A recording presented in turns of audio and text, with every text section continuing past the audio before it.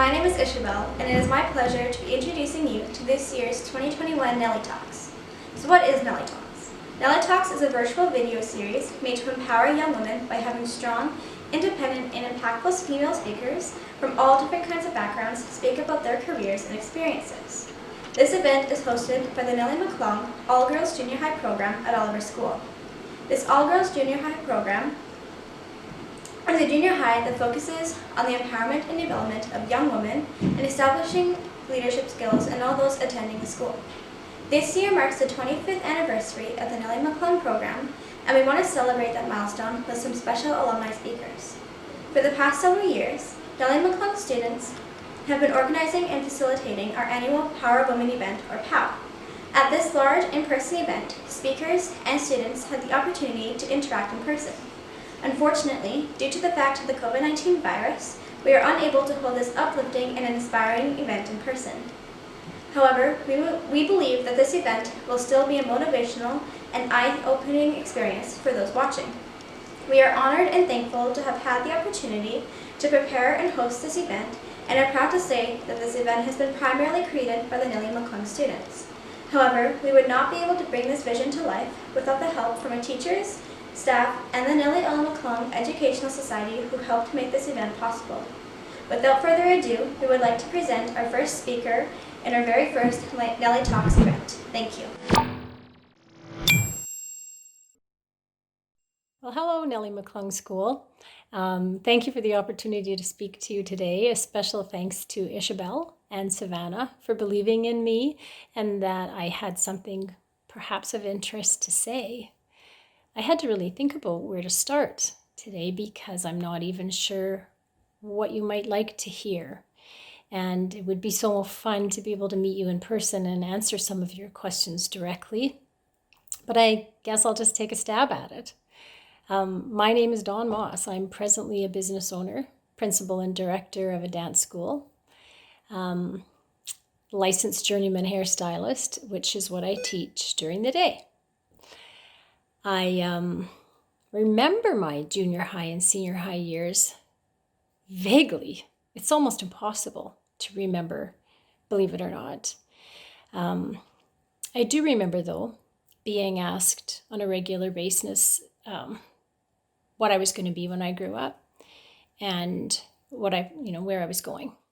And that was always a funny question to me, and it still is, because what am I going to be when I grow up? I'm still on that journey, and I don't think there's any magical finish line, to tell you the truth. I think it's okay to change your career and to have interests, and for those interests to change along the way, because the more you learn, the more you see that there is to learn. And so you will take many paths in your journey to wherever it is you end up. And remember that you are right now where you once dreamt of being. This present experience has forced me to look back and try to figure out how did I get here? What were my stepping stones? And, it's kind of like, have you ever been on a bus or in a car ride and you zone out a little bit and you arrive at your destination and look out the window and think, how did I get here? Like, really, where did the time go? And life is like that. We do the things we're supposed to do during the day, and hopefully we do some extra things that we're interested in, and we learn. And lo and behold, there we are. We finished elementary school. We graduated junior high. We graduated high school. And it's quite surprising how fast life goes by. Today, my game, my world, is chaos. It's a very busy, demanding schedule that I keep.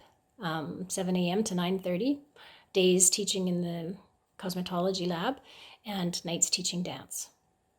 I see hundreds of students a day. I plan for 22 classes a day, and it's hard to keep it all straight. Really and truly it is. There is freedom because I do get to set my own hours, but having said that, there aren't enough hours in the day for me to even make a schedule. It's business owners are responsible for absolutely everything and everybody that are a part of the industry. As a business owner, I live on my phone. I'm sure some of you do too, for different reasons. But I love being busy, and I love learning new things and meeting new people and helping others. It's always been something of an interest to me to create opportunities and to see what new ventures I can find for myself and for my students. It's not all about fun ventures, though. The backside of running a business, whether it's performing arts or retail, is that there are many people involved. You have to be able to work with all sorts of people. You have to be able to work on a team, on a project. You know, the ones where some people do all the work and other people get the credit. Life's like that too. You'll have to learn to hire and to decide who is going to do what task.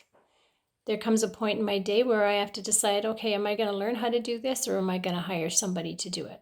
If I hire somebody, they're going to count on me to pay them.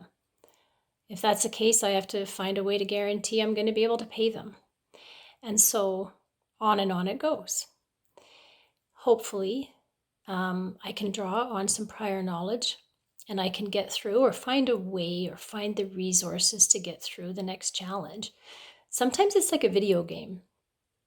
You know, you jump in with both feet in anticipation, and very soon you fall, come up against a roadblock, start looking around the corners for signs of danger, and you do everything you can, try and try again to make it to the next level. If that fails, you eventually seek advice and you start studying to see what you need to do to get to the next level. And eventually, maybe you do. Maybe you complete that game. Maybe you finish that journey and you're ready for a new one, a new path. I wasn't the student that had my path laid out for me. My parents made the rules. I toed the line, did what I was supposed to do. But along the way, I watched and analyzed every situation, and I think I didn't realize that I was making decisions and I was formulating opinions about life and how I would do things. And now when I look back, everything I did was worthwhile, good and bad. There was a time when I was stranded on the street. All my belongings were in a U-Haul trailer, and I had nowhere to go. That was probably one of the best lessons of my life. I had just returned from some harebrained idea, and my parents decided that they really didn't have room for me and all my stuff to move back home. So I had to be strong. Actually, I had to discover that I was strong and that I could do it.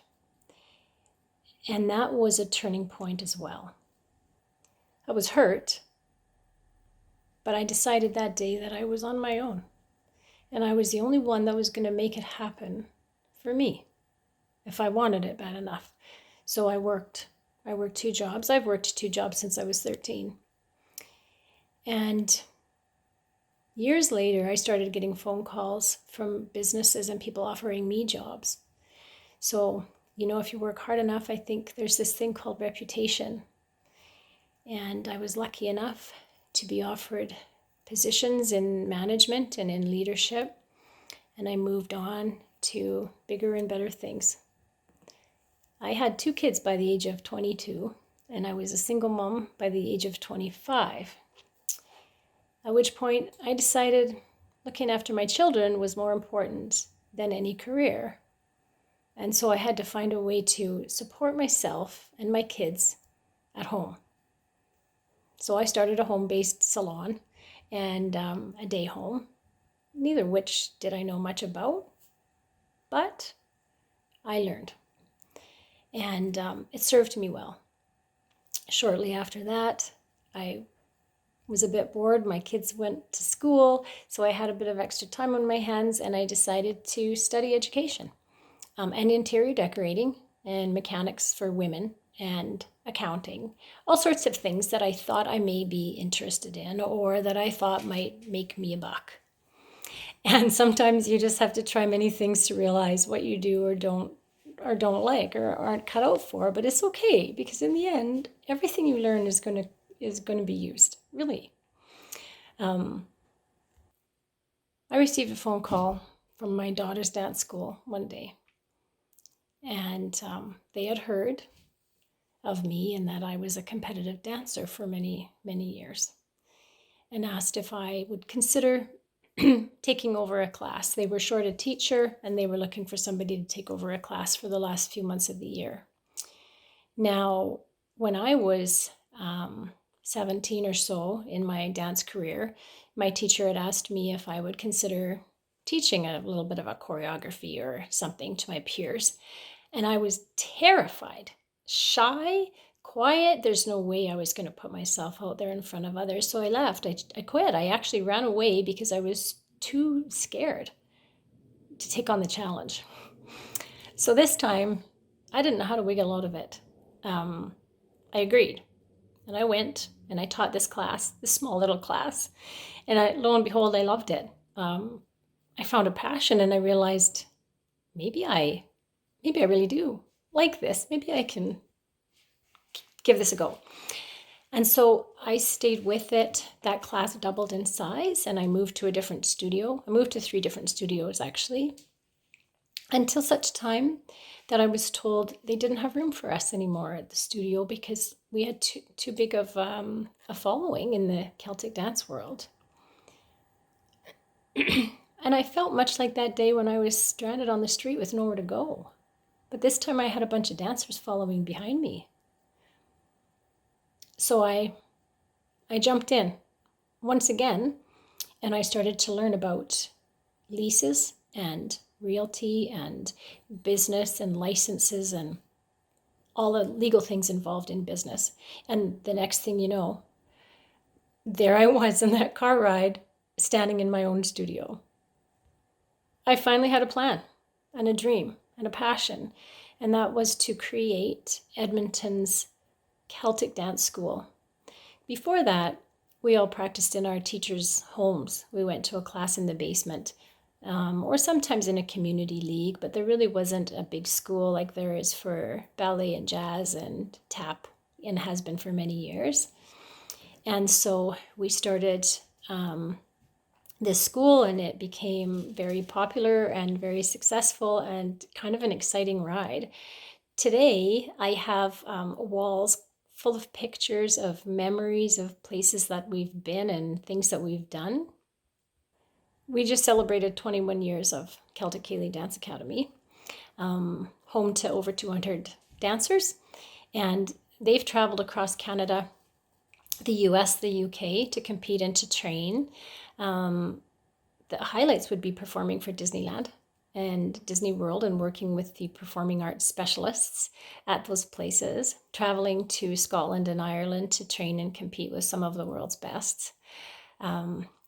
Invitations and requests for Celtic dancers arrive every day to perform for TV and Klondike Days and Canada Days and numerous special events. The world of performing is wonderful and exciting. Behind the scenes are many unseen duties. I spend my weekends in the office and teaching privates, planning, scheduling opportunities, editing music and videos, payroll, interviewing, meetings, business stuff. Today I have a faculty of 26, multiple email and social media accounts, and 22 classes a week to plan. The only way I keep it all together is taking it one step at a time, being in the moment and being organized. I need to prioritize and delegate, and in the end, I need to be willing to do any task, because ultimately the business owner is responsible for everything. And things happen. Staff leave, people move, people get sick, COVID happens. So business owners need to be available every day because the future can't be predicted, as you've all learned through a global pandemic. COVID has presented huge challenges for my dance school with having to switch over to online classes. while continuing to pay rent for the space that we never use. Keeping dancers interested while having to dance in their living room and their bedroom, often with family members watching or wandering through. It has been a learning experience, and I guarantee we will take positives away from this too. Just the technology alone that we've learned and the newfound vocabulary like mute or unmute yourself, please, or it's in your Google Classroom. I've learned that, like I said, any and all education is beneficial, and this will come in handy somewhere along your journey. I realize now from contemplating this presentation just how far I have come and how lucky I am to have such a passion for what I do. I'm still searching, though, for ways to grow and improve and for new ventures. I'm not entirely sure what I want to do when I grow up, but I'm having fun finding out. I will leave you today with my best advice for young women. It actually just occurred to me that my world is similar to yours in that everything I do all day is with young women, and everything I do all night is with young women. There's maybe the odd male dancer, but for the most part, my life is about women. Anyway, advice for you from me, for what it's worth, would be consider your mistakes as stepping stones and learning opportunities rather than failures. Take corrections and thank the people that are willing to give them to you. Trust your gut feeling, because you're probably right. Surround yourself with people you admire and that you can learn from. Consider the people you surround yourself with. They will form you. Be open to and welcome challenges. Step out of that comfort zone. All you have to do is try. It's all about relationships and how you leave each interaction and how you treat others.